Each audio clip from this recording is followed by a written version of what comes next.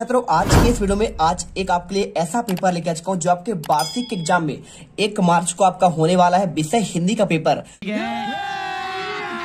अभी मजा आएगा ना भिड़ो माल की देर है। तो देखिए, हाई स्कूल मुख्य परीक्षा वर्ष 2023 के लिए आपका यहाँ पे हिंदी का पूरा पेपर है और आपको मैं देखिए पूरा पेपर की बात करूं तो 75 अंकों का आपका पेपर होगा और 3 घंटा आपको समय दिया जाएगा। ठीक है। क्या बात है सर, क्या बात है सर, क्या बात, ये बात है। अरे सर क्या बात। हर बच्चा चाहता है कि मैं यहाँ पे टॉपर्स बनूं और अच्छे से मार्क लाऊं, अपने माता पिता का, अपने गुरुजनों का नाम रोशन करूं। तो उसके लिए मैं आपको यहाँ पे आज ऐसा वीडियो बताऊंगा, जो जो चीजें आपको बताया जाएगा आप अच्छे से पढ़िए। यदि आपने पढ़ लिया तो यकीन मानो आप पूरे 75 में से 75 नंबर लेके आओगे। जीत का इंडिया आपको टॉपर्स बना देगा, इसकी 101% हम गारंटी लेते हैं। अगर बात करें, देखिए आपका पेपर ऐसा आएगा और आपके इसमें कुछ इंस्ट्रक्शन होंगे और इंस्ट्रक्शन के साथ आपका यहाँ पे होगा ऑब्जेक्टिव के क्वेश्चन। ठीक है। प्रत्येक क्वेश्चन आपके 6 अंक वाले होंगे और देखिए 6 से 7 तक क्वेश्चन आपका 2 अंक वाला होगा और 18 से 20 तक क्वेश्चन आपके 3 अंक वाले। तो आज मैं आपको यहाँ पे देखिए 2 अंक वाले क्वेश्चन कराऊंगा और यहाँ पर आपका सबसे आपका देखिए पेपर की बात करूं तो क्वेश्चन नंबर आपका 6 जो आपका आता है, देखिए यहाँ पे आपका आता है, यहाँ पे आपके ऐसे क्वेश्चन है और यहाँ पे आपका क्वेश्चन दिया गया है रीतिकाल के प्रमुख आपका 2 विशेषता आपको बताया गया है, साथ में रीतिकाल की 2 विशेषता की बात कर रहा है। ठीक है। तो ऐसे क्वेश्चन आपको कैसे करना है, तो ये मेरे पास देखिए यहाँ पे 2 सेट पेपर है और 2 सेट में देखिए आपका यहाँ पे एक सेट आपका ये है। इसमें अगर आप देखेंगे तो यहाँ पे आपको मिलेगा देखिए 2 प्रयोगवादी कवियों के नाम और साथ में आपका नई कविता। ठीक है। तो सबसे आपका मोस्ट आईएमपी होता है आपका यहाँ पे ग्रामर सेक्शन। ठीक है। तो इकाई 2 में देखिए आपका व्याकरण आता है। क्या क्या आपको पढ़ना है, कैसे पढ़ना है, आज के इस वीडियो में प्रॉपर मैं आपको बताने वाला हूँ। ध्यान से पढ़िएगा, एक एक क्वेश्चन अच्छे से समझ कर पढ़िएगा, जिससे आपके पूरे नंबर आपको मिल सके, पूरे आपको 75 में से 75 नंबर। तो ये वीडियो आपका मात्र 20 मिनट का होगा। आप दिल से पढ़िए, अच्छे से पढ़ो, जिससे आपको पूरे नंबर आपको मिले। देखिए सबसे पहले अगर मैं बात करूं तो यहाँ पे हिंदी कविता के इतिहास को 4 युग में आपका बांटा गया। ठीक है। पहला कौन सा है, आदिकाल। आदिकाल को वीरगाथा काल भी कहते हैं। संवत 1050 से लेकर 1375 तक आपका बांटा गया है। इसके बाद भक्ति काल को देखिए पूर्व मध्यकाल भी कहते हैं इसे, 1375 से लेकर आपका 1700 तक आपका बांटा गया है। इसके बाद जो है रीतिकाल, देखिए रीतिकाल कहते हैं उत्तर मध्यकाल। तो अगर ऑब्जेक्टिव क्वेश्चन आपका आए कि उत्तर मध्यकाल किस काल को कहते हैं तो आपका रीतिकाल होगा। अगर बोले आपका यहाँ पे इसका युग क्या है, कब से कब तक है, तो 1700 से लेकर आपका 1900 तक होगा। आप ये देख लीजिए। ठीक है। इसके बाद आपको याद करना है यहाँ पे जैसे आपका भक्ति काल। तो भक्ति काल कब से कब तक है, देखिए तो भक्ति काल आपका यहाँ पे 1375 से है आपका 1700 ईस्वी तक। और अगर पूछे इसका विभाजन कैसे करना है, ये क्वेश्चन आपका आया हुआ है ऑलरेडी। ठीक है। तो यहाँ पे देखिए 2 आपका यहाँ पे धारा है, निर्गुण भक्ति धारा और एक आपका यहाँ पे सगुण भक्ति धारा। तो आपको अच्छे से पढ़ना है। साथ में देखिए उसे बांटा गया है ज्ञान मार्गी। तो ज्ञान मार्गी में कौन है, मलिक मोहम्मद जैसी हैं। प्रेम मार्गी कौन से है आपका, देखिए प्रेम मार्गी मलिक मोहम्मद जैसी हो जाएंगे और ज्ञान मार्गी आपका हो जाएगा कबीर। ठीक है। और इसके बाद देखिए रामाश्री। तो रामाश्री आपका हो जाएगा तुलसीदास हो जाएंगे और कृष्ण आश्रय कौन से हो जाएंगे, आपके हो जाएंगे सूरदास। तो आपको यहाँ पे याद करना है। और अगर पूछे आपसे भक्ति काल की विशेषता तो आप इन पॉइंट को याद कर लीजिएगा। भक्ति काल के साहित्य में भक्ति भावना की प्रधानता होती है। ध्यान से पढ़िएगा दोस्तों। क्या आप भी कक्षा 10वीं व 12वीं के एमपी बोर्ड परीक्षा 2023 के 101% रियल पेपर प्राप्त करना चाहते हैं तो आपको हमारे पेड कोर्स को ज्वाइन कर लेना है, जिसमें हिंदी, अंग्रेजी 10वीं के लिए, गणित, विज्ञान, सामाजिक विज्ञान, संस्कृत तथा 12वीं में साइंस ग्रुप, आर्ट्स ग्रुप, यानी कि एक ही कोर्स में सभी सब्जेक्ट के रियल पेपर परीक्षा से पहले ही प्रोवाइड करा दे जाएंगे। इसमें आपको 101% असली पेपर संपूर्ण हल के साथ दिया जाएगा। साथ ही में आईएमपी स्टडी मटेरियल भी आपको दिया जाएगा और साथ ही में आपको हमारे द्वारा ऐसे मॉडल पेपर दिए जाएंगे जिसके यदि आप तैयारी करते हो तो आप परीक्षा में 80% से ऊपर आप स्कोर कर सकते हो। ऑफर के कारण आपको यह कोर्स मात्र 199 रुपये में दिया जा रहा है और ये ऑफर केवल 25 फरवरी तक है। बाद में इसकी फीस 500 रुपये कर दी जाएगी। आप यदि इसका एक कोर्स खरीदते हो तो साथ में आपको 2 कोर्स फ्री में दिए जाएंगे। तो ऐप को डाउनलोड करने की लिंक, पेड बैच को ज्वाइन करने की लिंक, और यदि आप समझना चाहते हो कि आपको पेड बैच किस तरह खरीदना है तो तीनों की लिंक आपको डिस्क्रिप्शन बॉक्स में दे दी गई है। फटाफट आप भी जाइए, फटाफट से आप इसे बाय करिए और टॉपर बन जाइए। इसके बाद अगर देखिए यहाँ पे आपका निर्गुण भक्ति तो आपको मैंने बता ही दिया है कौन कौन आपके कवि होते हैं। देखिए जैसे ज्ञानाश्रय कौन कौन से हैं, कबीर, नानक दास और सूरदास। ठीक है, रचना क्या है इनकी, बीजक है कबीर की। और एक आपका है प्रेमाश्री, तो प्रेमाश्री में आपके आते हैं मलिक मोहम्मद जायसी आते हैं, तो आप इसे याद करिए। और सगुण भक्तिधारम देखिए आपको यहाँ पे, इसमें आपका यहाँ पे जो है आप इसे पढ़ लीजिएगा। ठीक है, कोई दिक्कत है नहीं। और यहाँ पे आपका आता है रीतिकाल, तो रीतिकाल का अगर सन की बात करें 1700 से लेकर आपका 1900 तक आता है, तो आप इसे अच्छे से पढ़ लो एक बार अच्छे से। ठीक है, इसमें आपका आता है विशेषता, तो अगर पूछे आपका, देखिए 4 सेट में पेपर आएगा तो आपका अलग अलग सेट में आ रहा है, तो आपको रियल पेपर मिलेगा, डाउट मत करिए। लेकिन उससे पहले आपको यहाँ पे हर एक क्वेश्चन को आपको रेडी करना है। ठीक है, क्योंकि देखिए रियल पेपर आपको जो मिलेगा उसका टाइमिंग और आपका यहाँ पे डेट किस दिन मिलेगा आपको डिसाइड नहीं। मान लीजिए आपको 2 घंटा पहले मिला, तब तो आप पढ़ नहीं पाएंगे, इसलिए अभी आप क्या करिए, आप पढ़िए, इसे आप रट लीजिए। बाकी आपको जो जैसे मिलेगा आपको हम दे देंगे, तो आप फटाफट क्या कर रिवीजन करिएगा और पेपर देने चले जाइएगा। अब देखिए यहाँ पे कुछ आपके यहाँ पे रीतिकाल की विशेषता पढ़ने, जैसे आपका श्रृंगार प्रीता, आप इसको याद कर लीजिए। दूसरा आपका हो जाएगा अलंकार प्रीता, तो आप 2 पॉइंट याद करो। और इसके बाद अगर पूछे रीतिकाल कवि, तो आप देखिए 2 कवि याद कर लो, 2 नंबर क्वेश्चन है केशवदास का रामचंद्रिका, और आप एक याद कर लीजिए, देखिए यहाँ पे मतीराम का मतीराम माधुरी, आप इसे याद कर लीजिए। या फिर आप चाहो तो घनानंद का याद कर लो, सुजान सागर, भूषण का याद कर लो, शिवराज भूषण। बस आपके सिंपल से हैं। इसके बाद अगर मैं बात करूं छायावाद, तो देखिए छायावाद का अगर कोई आपसे काल पूछे, तो आप यहाँ पे 1920 से लेकर 1935 ये आपका ईस्वी है। अब इसकी विशेषता कौन कौन सी है, देखिए पहला आपका हो जाएगा स्थूल के प्रति सूक्ष्म का विद्रोह, आप ये पहला पॉइंट। और इसके बाद देखिए दूसरा है व्यक्तिवाद की प्रधानता, तो देखिए छायावादी क्या है, व्यक्तिवाद की आपका होता है। और यहाँ पर देखिए अगर आपसे कोई पूछे छायावाद के कवि के नाम, तो आप एक ट्रिक याद करिए, जसुमणि।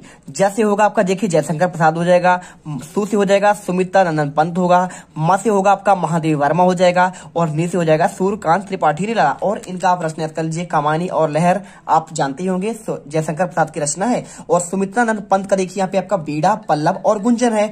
इसके साथ देखिए सूर्यकांत त्रिपाठी निराला, इनका है परिमल, अनामिका, गीत का, आप याद करिए। महादेवी का हो जाएगा निहार, रश्मि और निर्जा। इसके बाद आपको याद करना है, देखिए यहाँ पे प्रगतिवाद, तो प्रगतिवाद का आप यहाँ पे 2 कौन से याद करते हैं, बहुत सिंपल आप याद करिएगा। आपको यहाँ पे एक आप इसे याद कर लो, देखिए यथार्थ का चित्रण याद कर लीजिए, और एक कर लीजिए यहाँ पे नारे मुक्त का स्वर। बस आपको 2 याद करना है, इनके रचनाएं जरूर याद करिए। 2 नंबर क्वेश्चन इनके रचनाएं पूछेगा ही पूछेगा। तो रामधारी सिंह दिनकर का देखिए यहाँ पे आपका रश्मि रथी, या फिर आपका रेणुका, 2 याद कर लो। सूर्यकांत का कुकुरमुत्ता, बेला और तुलसीदास, 2 याद करो। और या फिर आपका देखिए शिवमंगल का याद कर लो, या फिर आपका गजानन माधव मुक्ति बोध का आपका चांद का मुंह टेढ़ा है, आपको याद ही होगा।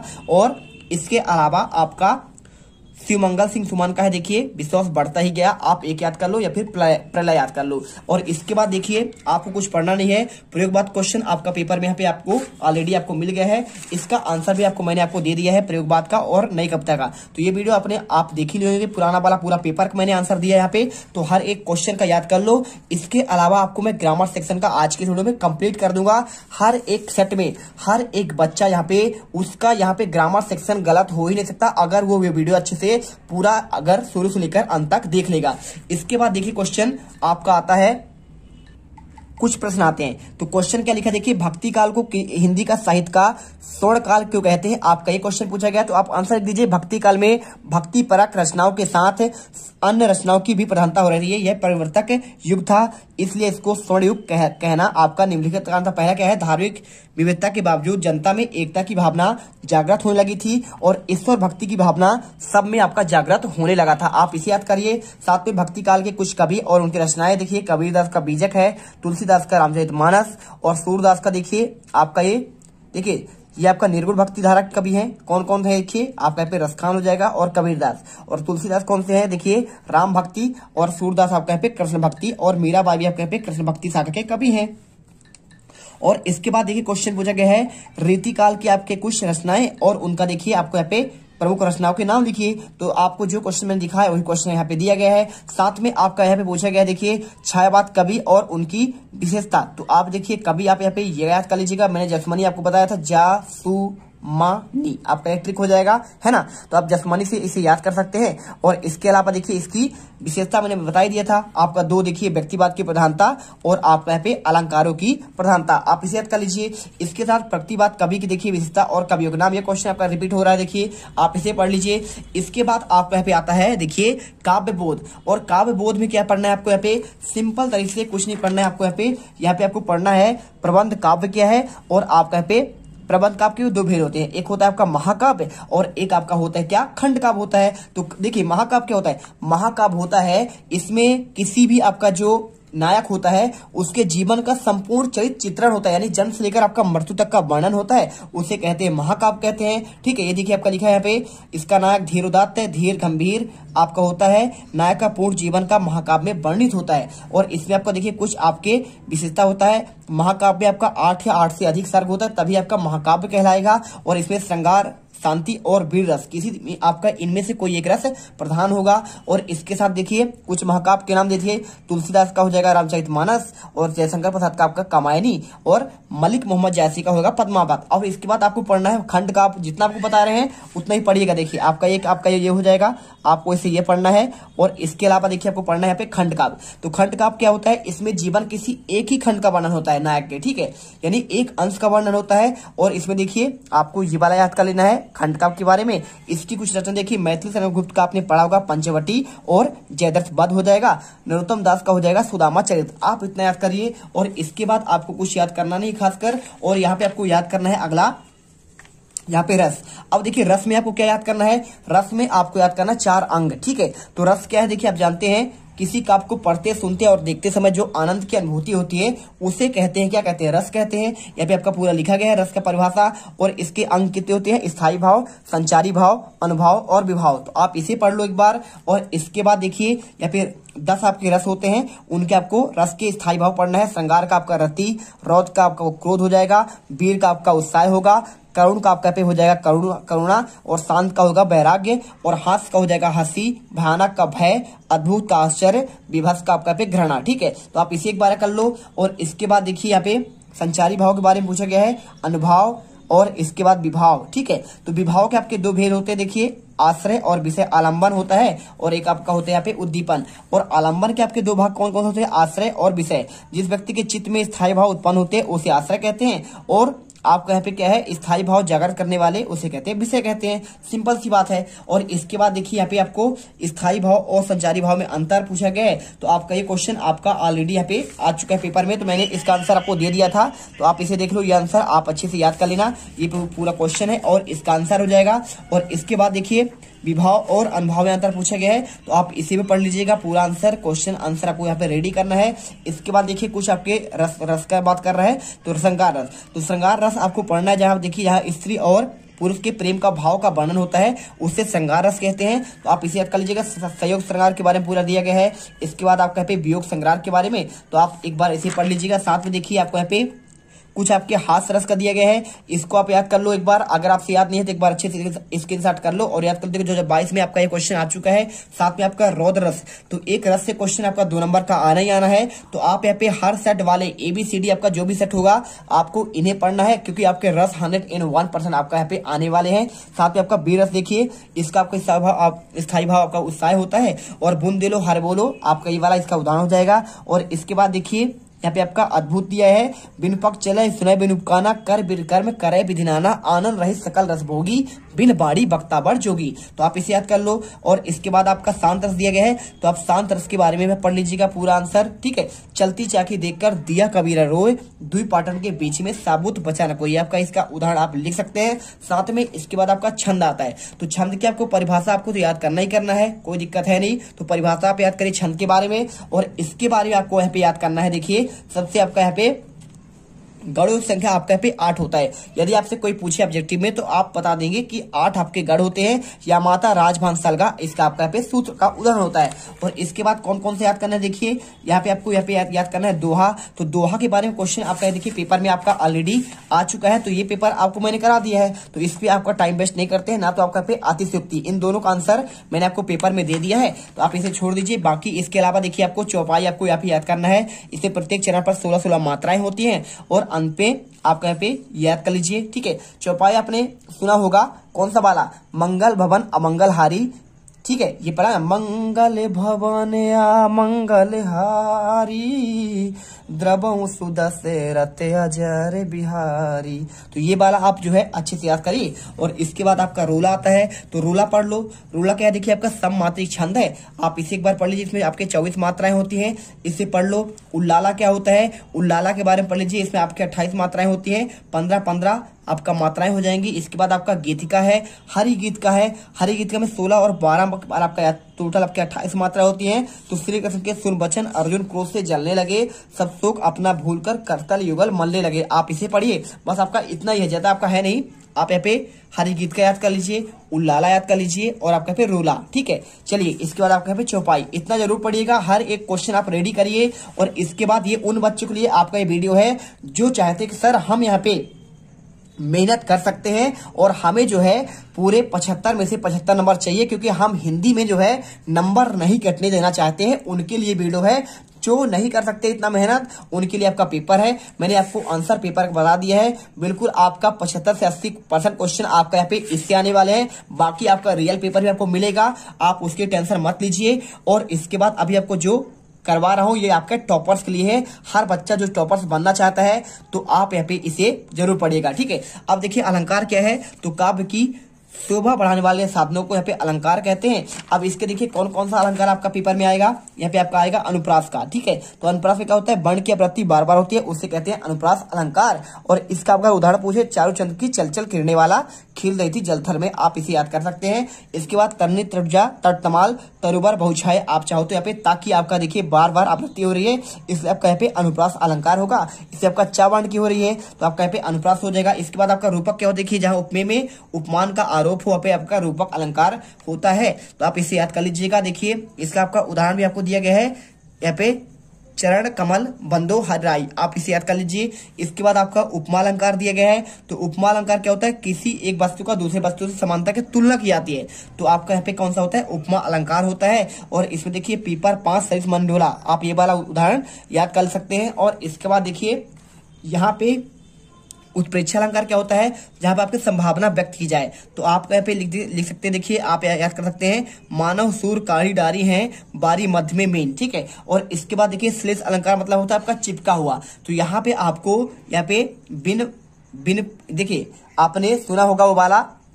रहीमन पानी राखिए बिन पानी सब सोन, पानी गए ना उभरे मोती माना शून, तो आपका पे श्लेष अलंकार का उदाहरण कहलाता है, आप उसे याद करिए।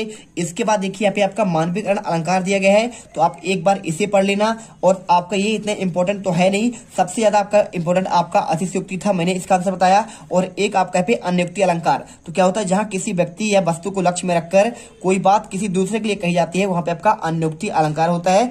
आपको यहाँ पे आपका उदाहरण यहाँ पे लिखा गया है। ठीक है, आप ये कर लो। इसके बाद आपका सबसे आपका इंपॉर्टेंट आता है, देखिए आपको यहाँ पे ये आपका निबंध वाला एकांकी वाला, तो आपको याद क्या करना है, सबसे पहले आपको यहाँ पे याद करना है, देखिए रिपोतार्ज मैंने आपको बता दिया, क्वेश्चन में आपका ऑलरेडी यहाँ पे पेपर में आपका आया हुआ था, तो रिपोतार्ज के बारे में आपको मैंने आपको सिखा दिया है, पूरा आंसर आपको समझा दिया है, इसका आपको दिक्कत लेना नहीं है। यहाँ पे आपको जो याद करना है, देखिए आत्मकथक परिभाषा मैंने आपको इसको सब बता दिया, कहानी और उपन्यास में अंतर बता दिया है। और यहाँ पे आपको जो पढ़ना है, देखिए यहाँ पे जीवनी और आत्मकथा का, आप इसे IMP एकदम मान लीजिए, हर एक सेट में आपका पेपर आने वाला है। साथ में देखिए किसी दूसरे व्यक्ति की जीवन की कहानी आपका यहाँ पे जीवनी कहलाता है, और आत्मकथा क्या कहलाता है, लेखक के स्वयं के आपका जीवन लिखता है उसे आत्मकथा कहते हैं। और इसके बाद देखिए यहाँ पे आपका जीवनी वर्णनात्मक शैली में होती है, और ये आपका यहाँ पे आत्मकथा कथात्मक शैली में होती है। इसके बाद नाटक क्या होता है, देखिए नाटक में आपका अनेक अंक होते हैं, इसे जरूर पढ़ेगा। नाटक और एकांकी में अंतर, कहानी उपन्यास का मैंने बता दिया था। और यहाँ पे देखिए एकांकी में आपका एक ही अंक होता है,